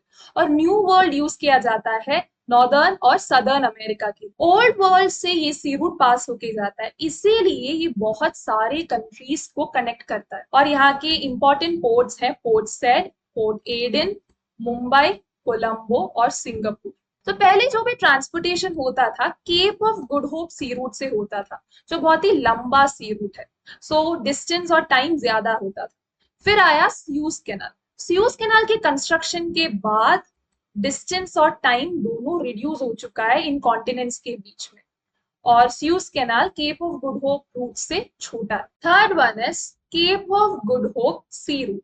So this sea route connects highly industrialized Western European region with West Africa, Southeast Asia and also Australia and New Zealand, जहाँ पे commercial agriculture और livestock farming होता है। So इतने सारे regions को ये Cape of Good Hope sea route connect करता है। फिर अगला पॉइंट, जो ईस्ट और वेस्ट अफ्रीका है, इन दो रीजन्स के बीच ट्रेड और ट्रैफिक बढ़ रहा है because of mining activities. Natural resources such as gold, diamond, copper, tin, इनके mining activities बढ़ने के वजह से इन दोनों रीजन का ट्रैफिक बढ़ चुका है, यानी कि ज्यादा मूवमेंट होता है अब इन दोनों रीजन्स के बीच में, ईस्ट एंड वेस्ट अफ्रीका। और यहाँ पे groundnut, oil palm, coffee and fruits भी कल्टीवेट होते हैं। Fourth one is South Atlantic Sea Route. So South Atlantic Sea Route connects West European countries with West African countries और South America के कुछ important countries जैसे कि Brazil, Argentina और Uruguay. तो इतने regions को Southern Atlantic Sea Route connect करता है। और साउथ अमेरिका और अफ्रीका के बीच में इस रूट से ट्रैफिक बहुत ही कम है, क्योंकि इन दोनों रीजन्स में लिमिटेड डेवलपमेंट है और पॉपुलेशन भी बहुत कम है।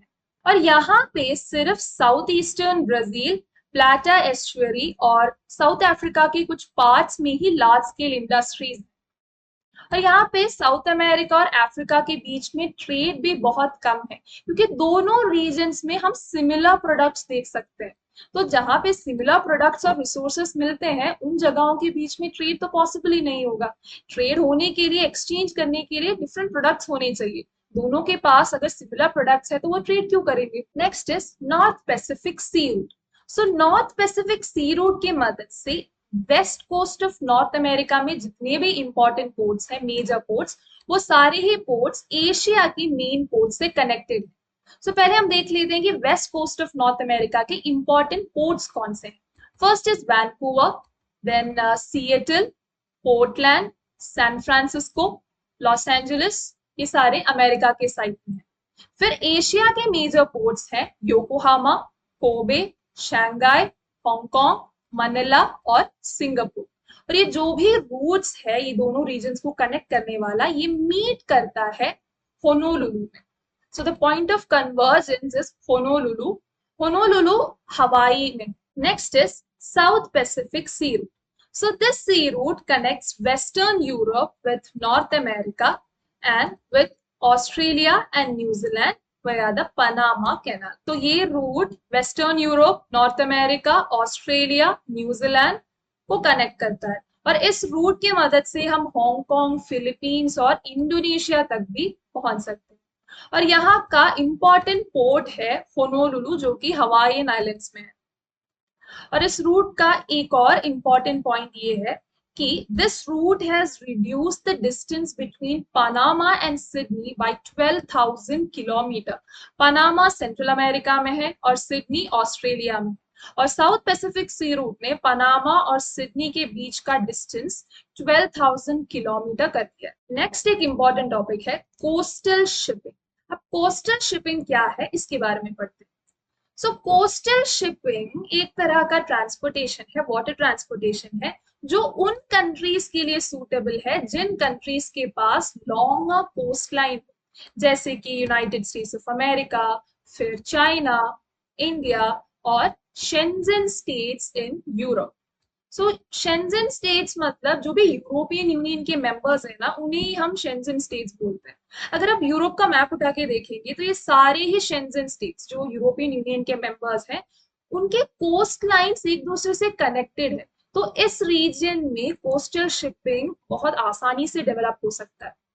अगर हम कोस्टल शिपिंग को सही तरह से डेवलप करते हैं तो ये लैंड रूट्स में जो ट्रैफिक कंजेशन हम देखते हैं उससे रिड्यूस कर सकता है। Next, shipping canals. तो इस टॉपिक में हम स्यूज और पनामा कैनाल के बारे में पढ़ेंगे। ये दोनों दो मैनमेड कैनाल्स हैं और ये दोनों कैनाल्स ईस्टर्न और वेस्टर्न वर्ल्ड के कॉमर्स और ट्रेड के लिए बहुत ही इंपॉर्टेंट कैनाल्स हैं and they serve as gateway of commerce. Suez canal eastern world का और पनामा कैनाल वेस्टर्न वर्ल्ड का। सो नेक्स्ट हम स्यूज और पनामा कैनाल के बारे में पढ़ेंगे, बहुत ही इंपॉर्टेंट टॉपिक है। Next is Suez canal. ये एक इंपॉर्टेंट मैनमेड कैनाल है। So it was constructed in the year 1869। ये मेनली इजिप्ट में है और यहाँ के दो मेन पोर्ट्स हैं, port said in the north which is connected to Mediterranean Sea, and Port Suez in the south which is linked to Red Sea। और Suez canal से मेडिटेरेनियन और रेड सी भी कनेक्टेड है। और Suez कैनाल का सबसे important feature ये है कि it has reduced the distance between Europe and south east Asian countries. अब यहाँ पे एक क्वेश्चन देख सकते हैं, Name the canal which has successfully shortened the distance between Europe and Asia. Write the importance of this canal. तो यहाँ पे आपको पहले कैनाल को आइडेंटिफाई करना होगा और फिर उसके फीचर्स लिखने होंगे। And this is Suez Canal. So this sea route has reduced the distance between Liverpool and Colombo compared to the Cape of Good Hope sea route. So Cape of Good Hope sea route थोड़ा लंबा सी root था, लेकिन sues canal ने Liverpool और कोलंबो के बीच का distance, यानी कि यूरोप और एशिया के बीच का डिस्टेंस और जर्नी टाइम कम कर दिया है। So this sea route is 160 kilometre long and it is 11 to 15 metre deep और ये बिजिएस्ट सी रूट है और यहाँ से हर दिन 100 शिप्स पास होते हैं और हर एक शिप पास होने के लिए 10 से 12 घंटा लेता है। लेकिन यहाँ पे एक प्रॉब्लम है, इस सी रूट का टोल बहुत हैवी है, यानी कि यहाँ से पास होने के लिए हैवी टोल देना पड़ता है। इसीलिए अगर डिलीवरी का डिले इतना इम्पोर्टेंट ना हो तो ज्यादातर लोग Cape of Good Hope sea route को ही प्रिफर करते हैं, जो कि लॉन्गर सी रूट है, लेकिन अगर डिले इतना इम्पोर्टेंट नहीं है तो Cape of Good Hope sea route ही लोग प्रिफर करते हैं।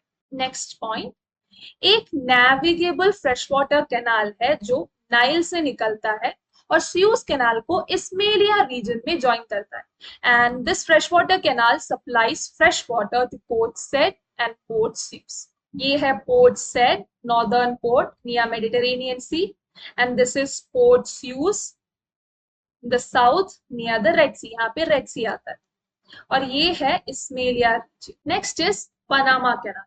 सो Panama canal connects Colon in Atlantic Ocean in the east with Panama City in the Pacific Ocean in the west.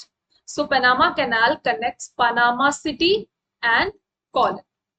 और ये कैनाल सेंट्रल अमेरिका में, और इस कैनाल को कंस्ट्रक्ट करते टाइम यूएस गवर्नमेंट ने 8 किलोमीटर का एक एरिया परचेज किया था और उसे कैनाल जोन नाम दे दिया।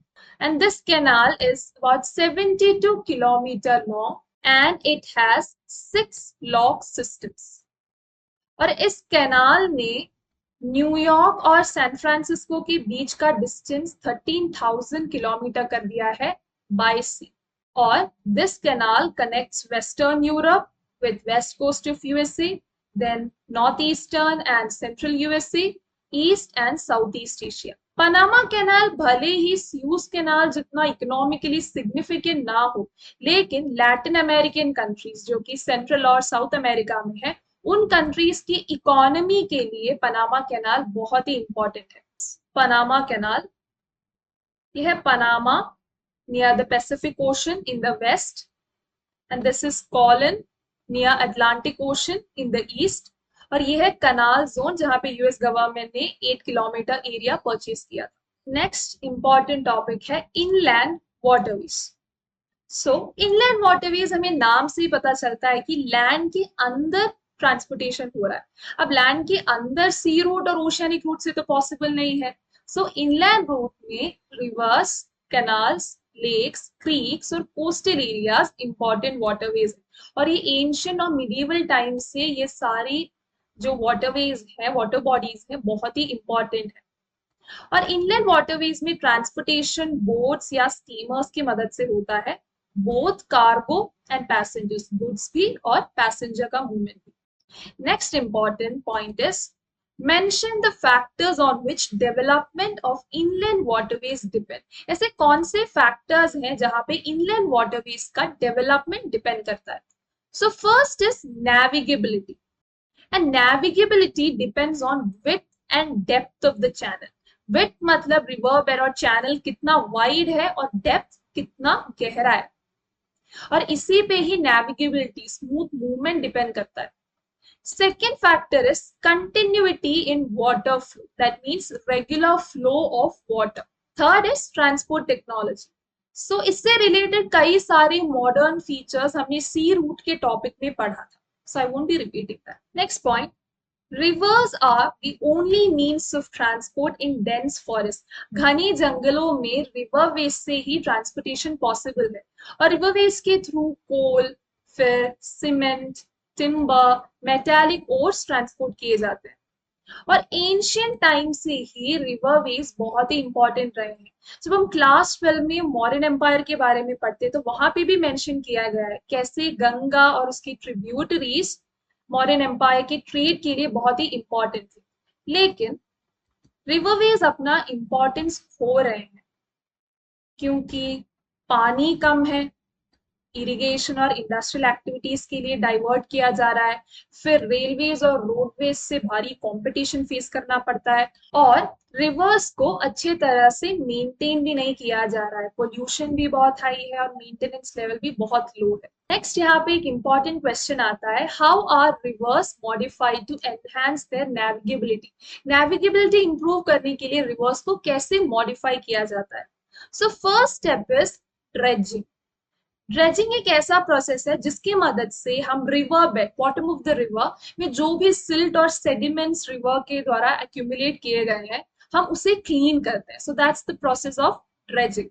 Then stabilising the river banks, then building dams. So dams act as reservoirs जहाँ पे पानी स्टोर किया जाता है. Then barrage. बराज एक तरह का डैम ही है लेकिन इसका फंक्शन उल्टा है. डैम्स में हम पानी स्टोर करते हैं, बराज की मदद से हम पानी को डाइवर्ट करते हैं. And with the help of all these features we can regulate the flow of water. अब हम कुछ इंपॉर्टेंट वाटरवेज के बारे में पढ़ेंगे जो कि ट्रेड और कॉमर्स के लिए सिग्निफिकेंट है. So first one is the Rhine waterways. So Rhine waterways flows through Germany and Netherland.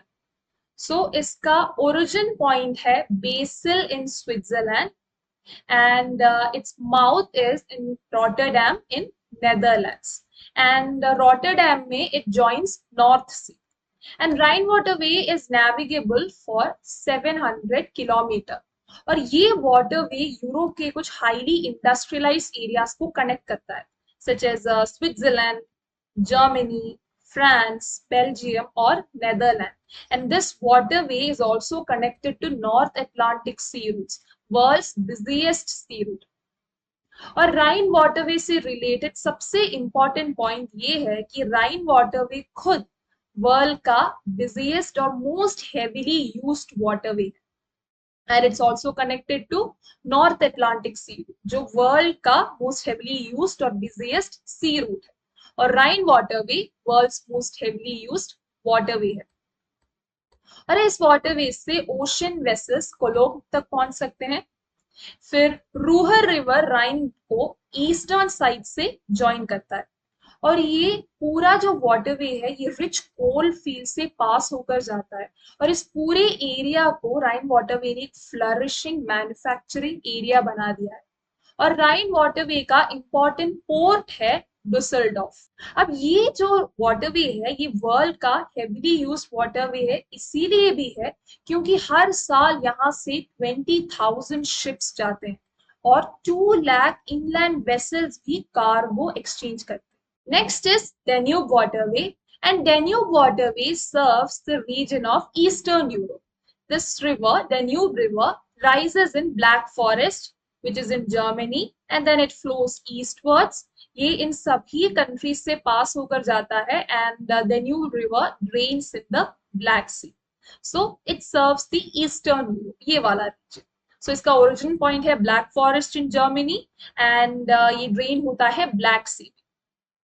Then Danube waterway is navigable up to Torna Severin, और यहाँ के मेन एक्सपोर्ट्स हैं wheat, maize, timber and machinery. Next है Volga waterway. Volga waterway Russia का एक important waterway है। It is 11,200 kilometre long and it drains in the Caspian Sea. और Volga waterway के दो पार्ट हैं, एक है Volga Moscow canal which connects it with Moscow region, दूसरा है Volga Don canal which connects it with Black Sea. So this was Volga waterway, important waterway of Russia. Next is the Great Lakes or Saint Lawrence Seaway. Trans Canadian railway line के वक्त मैंने कहा था कि ये जो railway line है एक बहुत ही इंपॉर्टेंट वाटरवे से कनेक्टेड है, और वो वाटरवे है सेंट लॉरेंस सीवे।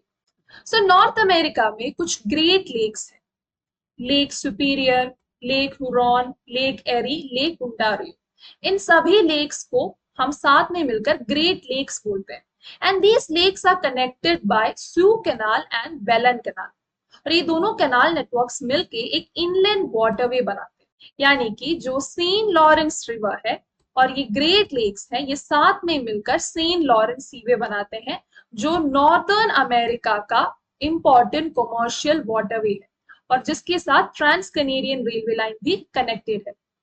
और इस वाटरवे का दो इंपॉर्टेंट पोर्ट है, दुलुथ और बफलो, और ये दोनों पोर्ट्स एडवांस्ड हैं और वर्ल्ड क्लास फैसिलिटीज भी प्रोवाइड करते हैं। और इस वाटरवे की मदद से हम मॉन्ट्रियल तक पहुंच सकते हैं नेविगेट करके। मॉन्ट्रियल कनाडा में, लेकिन यहाँ पे एक प्रॉब्लम है, अगर गुड्स को ट्रांसपोर्ट करना होगा इस वाटरवे के थ्रू तो स्मॉल वेसल्स में ट्रांसपोर्ट करना होगा, क्योंकि यहाँ पे रैपिड्स है। रैपिड्स मतलब रिवर के कुछ रीजन में जब रिवर बेड का जो स्लोप थोड़ा स्टीप होता है, ग्रेडियंट स्लोप होता है, वहां पे पानी का वेलोसिटी बढ़ जाता है जिससे टर्बुलेंस होता है और उसे हम रैपिड्स कहते हैं। इसीलिए ये कैनाल नेटवर्क्स भी 3.5 मीटर डीप बनाए गए हैं टू अवॉइड दीज रैपिड्स। आप इस इमेज में देख सकते हैं, ये है रैपिड्स, जब पानी का वेलोसिटी बढ़ जाता है और टर्बुलेंस होता है। So this is rapids. Next is Mississippi waterways. So इसका पूरा नाम है Mississippi Ohio waterway, which connects interior part of USA with Gulf of Mexico. और इस waterway से large steamers Minneapolis तक पहुंच सकते हैं, जो कि USA। So we have finished water transport. Next is air transport. So हम पहले air transport के advantages देख लेते हैं। So air transport is the fastest means of transportation. पर ये थोड़ा सा कॉस्टली है, ये एक डिसएडवांटेज है, पर अभी के लिए हम सिर्फ एडवांटेजेस देखेंगे। सो air transportation is the fastest means of transportation, और फास्ट होने की वजह से इसे लॉन्ग डिस्टेंस ट्रैवल के लिए लोग ज्यादा प्रेफर करते हैं, और एयरवेज के थ्रू हम high value goods, light weight और पेरिशेबल गुड्स भेज सकते हैं। Next point, air transportation has brought a connectivity revolution in the world. कई सारे डिस्टेंट रीजन्स को एयरवेज के थ्रू हम कनेक्ट कर सकते हैं। एयर ट्रांसपोर्टेशन ने डिस्टेंस और जर्नी टाइम रिड्यूस कर दिया है और एक कनेक्टिविटी रेवोल्यूशन लाया है। बहुत ही इंपॉर्टेंट पॉइंट है। नेक्स्ट इंपॉर्टेंट पॉइंट है, it is often the only means to reach inaccessible areas.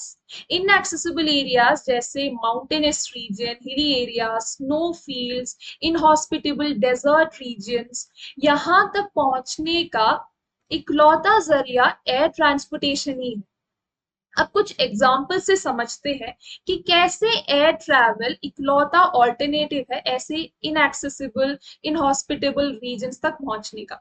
So first example, Eskimos who live in northern Canada, Alaskan region, northern Siberia.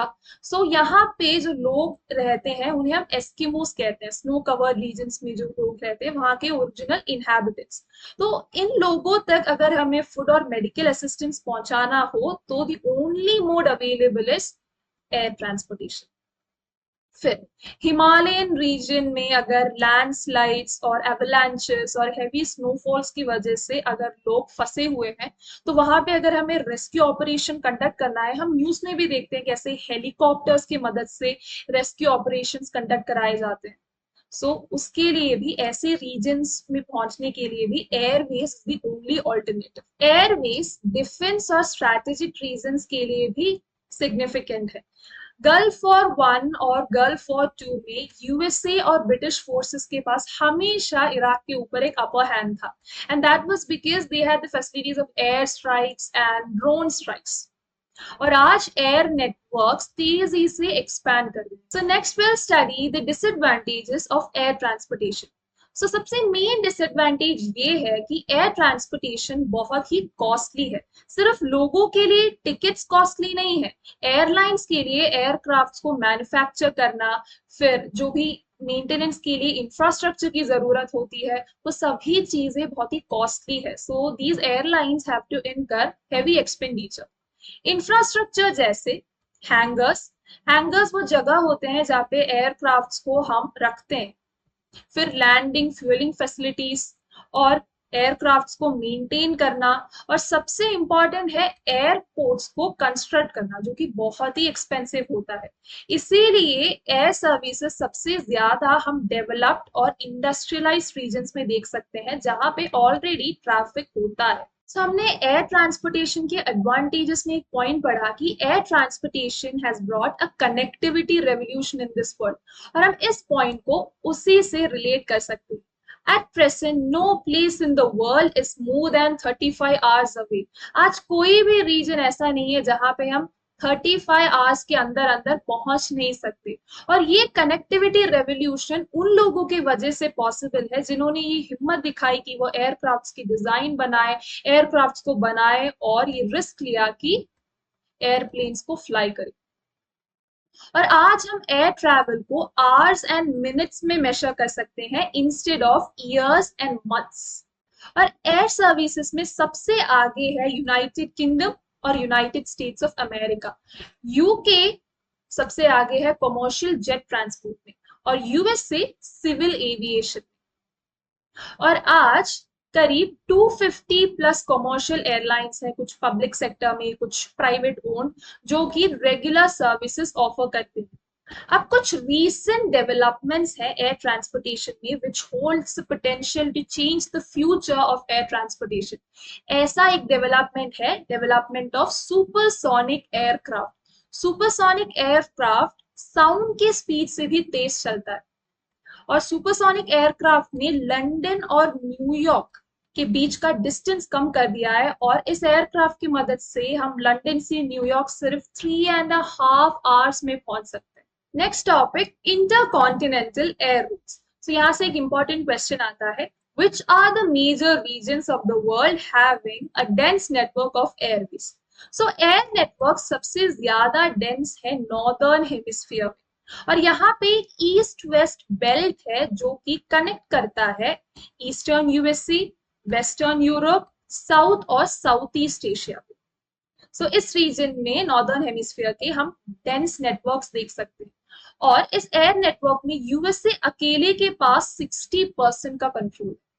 जो 60% ऑफ एयर नेटवर्क से USA से ही जाता है।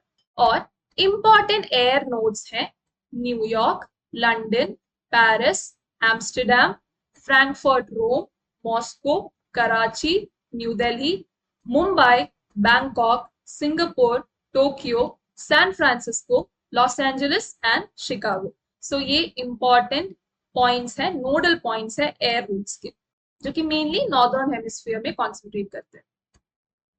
अब देखते हैं उन रीजन्स के बारे में जहां पे एयर सर्विसेज कम है। तो Africa, Asiatic part of Russia. So Russia का एक पार्ट यूरोप में लाइक आता है जो कि इंडस्ट्रियलाइज्ड एरिया है, और एक पार्ट एशिया की तरफ है। सो एशियाटिक पार्ट ऑफ रशिया में एयर सर्विसेज कम है। फिर साउथ अमेरिका, इन रीजन्स में स्पार्स पॉपुलेशन है, पॉपुलेशन कम है, लैंडमास लिमिटेड है और इकोनॉमिक डेवलपमेंट भी कम है। Because of these reasons Africa, Asiatic part of Russia, south America में एयर सर्विसेज कम है। So we have finished air transportation. Next is pipelines. So pipeline चौथा मोड है और एक रीसेंट डेवलपमेंट है। पाइपलाइंस की मदद से हम water, petroleum, natural gas, cooking gas, फिर लिक्विफाइड कोल को एक जगह से दूसरे जगह पहुंचा सकते हैं। और न्यूजीलैंड में तो मिल्क पाइपलाइंस की मदद से फार्म से फैक्ट्रीज तक पहुंचाया जाता है। अब एक एक करके डिफरेंट कंट्रीज के पाइपलाइंस के बारे में पढ़ते हैं। So first is USA. So USA में डेंस नेटवर्क है पाइपलाइंस का, जो कि ऑयल प्रोड्यूसिंग एरियाज को कंज्यूमिंग एरियाज से कनेक्ट करता है। और यूएसए का सबसे फेमस पाइपलाइन है big inch, and big inch carries petroleum from the oil producing areas of Gulf of Mexico to northeastern states, जो कि consuming areas है। और यूएसए में 17% of goods पाइपलाइन से ही कैरी किया जाता है, 17%। तो यहाँ से एक इंपॉर्टेंट क्वेश्चन आता है 1 मार्क में, what is big inch. Next, Europe, Russia, west Asia और इंडिया में pipelines are used to connect oil wells with refineries and also to ports and to domestic markets. So जो oil well से direct हम oil निकालते हैं वो impure होता है, तो रिफाइनरीज में भेजकर हम उसे रिफाइन कर सकते हैं। और इन कंट्रीज में जो पाइपलाइन है ये ऑयल वेल्स को पोर्ट और मार्केट से भी कनेक्ट करता है। नेक्स्ट, टर्कमेनिस्तान, जो सेंट्रल एशिया का एक कंट्री है, टर्कमेनिस्तान ने अपना पाइपलाइन ईरान और चाइना तक एक्सटेंड किया है। नेक्स्ट पॉइंट, एक नया प्रपोजल है इंडिया, ईरान वया पाकिस्तान एक पाइपलाइन बनाने का, जो ईरान से इंडिया जाएगा and it will pass through Pakistan, which will carry oil and natural gas. अगर ये बनता है तो ये वर्ल्ड का लॉन्गेस्ट पाइपलाइन होगा। नेक्स्ट, कम्युनिकेशन, बहुत ही इंपॉर्टेंट टॉपिक है। सो ह्यूमन बींग्स ने कई सारे मेथड्स निकाले हैं लॉन्ग डिस्टेंस कम्युनिकेशन के लिए। ह्यूमन बींग्स खुद मैसेजेस पहुंचाते थे, then we used to send messages with the help of animals, birds, then through rail, road, waterway, फिर recent developments telegraph, telephone, satellite telecommunication. So इन सभी मोड्स में ना सबसे इंपॉर्टेंट मोड है लॉन्ग डिस्टेंस कम्युनिकेशन का टेलीग्राफ और telephone. अब यही क्यों इंपॉर्टेंट मोड है हम आगे पढ़ने वाले। First point, Telegraph was instrumental in the colonization of American West. So Britain ने अमेरिका को अपना कॉलोनी बनाया था। So टेलीग्राफ ने उसमें एक बहुत ही इंपॉर्टेंट रोल प्ले किया था। स्ट्रॉन्ग कम्युनिकेशन नेटवर्क्स की मदद से ब्रिटेन अमेरिका को आसानी से अपना कॉलोनी बना पाया था।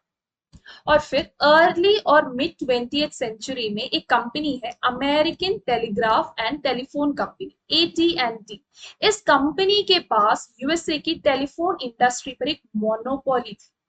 मोनोपोली मतलब कंप्लीट कंट्रोल, यानी कि AT&T कंपनी को चैलेंज करने के लिए कोई और था ही नहीं। सो ये है टेलीग्राफ का importance. Next is telephone. So telephone became a critical factor in the urbanization of America. वो कैसे? So जो भी नए फर्म्स थे वो अपना मेन ब्रांच एक सिटी के हेडक्वार्टर में ही लगाते थे, और बाकी जो उनके ब्रांचेस थे वो स्मॉल स्मॉल टाउन्स में एस्टेब्लिश करते थे। और इस मेन हेडक्वार्टर जो सिटी में है और ये जो स्मॉल टाउन्स में ब्रांचेस हैं उनके बीच कम्युनिकेशन टेलीफोन्स की मदद से होता था। इसीलिए टेलीफोन ने अमेरिका में अर्बनाइजेशन लाने के पीछे एक इम्पॉर्टेंट रोल प्ले किया और आज भी टेलीफोन एक मोस्ट कॉमनली यूज्ड मोड है।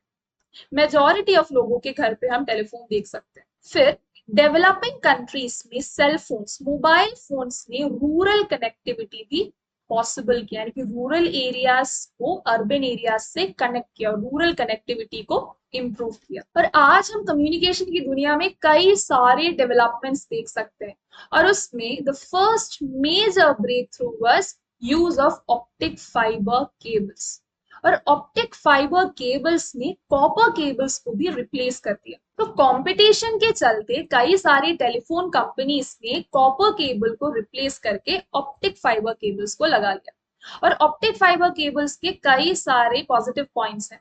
एक तो it allows transmission of large quantity of data, rapid है, सिक्योर है, सेफ है और वर्चुअली एरर फ्री। और नेक्स्ट पॉइंट, 1990s में टेलीकम्युनिकेशन धीरे धीरे कंप्यूटर से मर्ज होने लगा and this resulted in creation of the virtual space of internet. Next important topic is satellite telecommunication और इस टॉपिक में हम सैटेलाइट कम्युनिकेशन के इम्पोर्टेंस के बारे में पढ़ेंगे।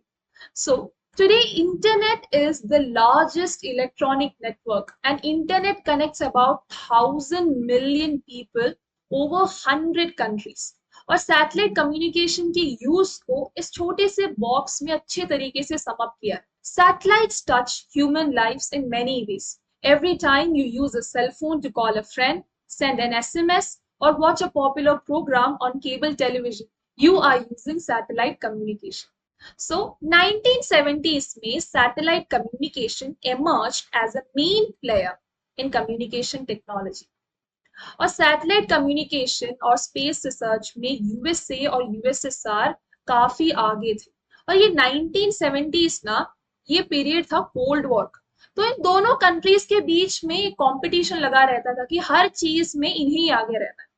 तो इसका फायदा हो गया, दुनिया स्पेस रिसर्च और सैटेलाइट कम्युनिकेशन में काफी आगे बढ़ गई। So artificial satellites were successfully deployed in Earth's orbit. और पहला आर्टिफिशियल सैटेलाइट यूएसएसआर ने लॉन्च किया था स्पुतनिक। और यही आर्टिफिशियल सैटेलाइट्स रिमोट एरियाज को कनेक्ट करते हैं। फिर कॉस्ट एंड टाइम भी रिड्यूस हो चुका है कम्युनिकेशन का। इसे एक एग्जांपल से समझते हैं। पहले के टाइम पे जितना 500 किलोमीटर एरिया तक कम्युनिकेट करने के लिए लगता था, अब वही कॉस्ट 5,000 किलोमीटर तक कम्युनिकेट करने के लिए लगता है। इससे हमें समझ में आ गया कि कैसे कॉस्ट और टाइम दोनों रिड्यूस हो चुका है। आज हम मैसेजेस कुछ मिनट और कुछ सेकंड्स में भेज सकते हैं। Next, India. इंडिया भी सैटेलाइट कम्युनिकेशन में पीछे नहीं है, हम भी स्पेस रिसर्च और सैटेलाइट कम्युनिकेशन में काफी आगे। इंडिया का पहला आर्टिफिशियल सैटेलाइट था Aryabhata and it was launched on 19 April 1979। Next, Bhaskara 7 June 1979। Next, Rohini on 18 July 1980। Then APPLE. APPLE का फुल फॉर्म है Ariane passenger payload experiment on 18 June 1981। अब भास्कर, चैलेंजर और इनसैट 1B। इनसैट मतलब इंडियन नेशनल सैटेलाइट। सो Bhaskar, Challenger और INSAT 1B ने long distance communication, television, radio broadcasting को possible किया है। और आज सैटेलाइट कम्युनिकेशन से जो वेदर फोरकास्टिंग होता है, ये बहुत बड़ा ब्लेसिंग है। आज हम सैटेलाइट कम्युनिकेशन से weather forecasting, meteorological observation, border surveillance, फिर मॉनिटरिंग नेचुरल कैलामिटीज, इतनी सारी चीजें कर सकते हैं। फिर टेलीविजन और रेडियो ब्रॉडकास्टिंग तो है। Last topic of this chapter, cyber space, बहुत ही इंपॉर्टेंट चैप्टर है और यहाँ से ये इंपॉर्टेंट क्वेश्चन आता है, what is cyber space? Describe any 2 advantages of internet. So cyber space एक इलेक्ट्रॉनिक कंप्यूटराइज स्पेस है, यानी कि एक इलेक्ट्रॉनिक डिजिटल वर्ल्ड, एक ऐसा वर्चुअल स्पेस है जहां पे अगर किसी को मैसेज भेजना हो और किसी को उस मैसेज को रिसीव करना हो, तो सेंडर और रिसीवर के बीच में फिजिकल मूवमेंट की जरूरत ही नहीं है और ये एक वर्चुअल स्पेस है। And cyberspace is also referred to as internet, and cyberspace exists everywhere. हम इसे कहीं से भी एक्सेस कर सकते हैं, from an office, sailing boat, flying plane, virtually anywhere. ये हर जगह एग्जिस्ट करता है. आज जिस स्पीड से इंटरनेट एक्सपैंड कर रहा है, ऐसा ह्यूमन हिस्ट्री में पहले कभी नहीं देखा गया.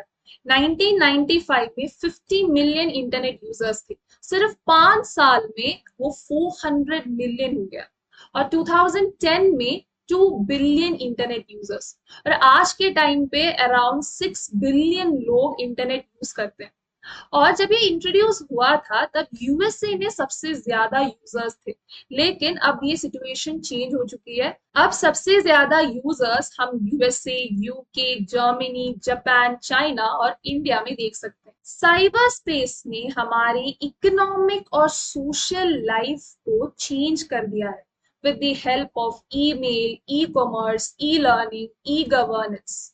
E-learning हम जानते हैं कोविड के टाइम पे हमारा पूरा एजुकेशन सिस्टम ऑनलाइन लर्निंग पे ही डिपेंड कर रहा था. And internet together with fax, television and radio will be accessible to more and more people. और ये एक important point है, कंक्लूजन भी है. हमें पहले लगता था कि ट्रांसपोर्टेशन ग्लोबल विलेज की आइडिया को एक रियलिटी बनाएगा. ग्लोबलाइजेशन में एक आइडिया है ग्लोबल विलेज का.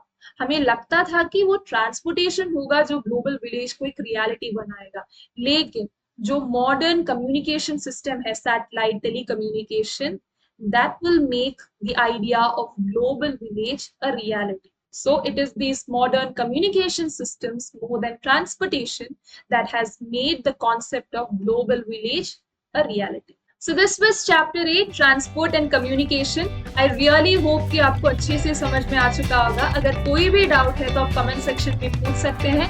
आप ट्विन ब्रोस का टेलीग्राम चैनल और डिस्कॉर्ड ज्वाइन कर सकते हैं ताकि आप भी ह्यूमैनिटीज की एक स्ट्रॉन्ग कम्युनिटी से कनेक्टेड रहें. तो जल्दी मिलते हैं नेक्स्ट चैप्टर के एक्सप्लेनेशन के साथ. बाय.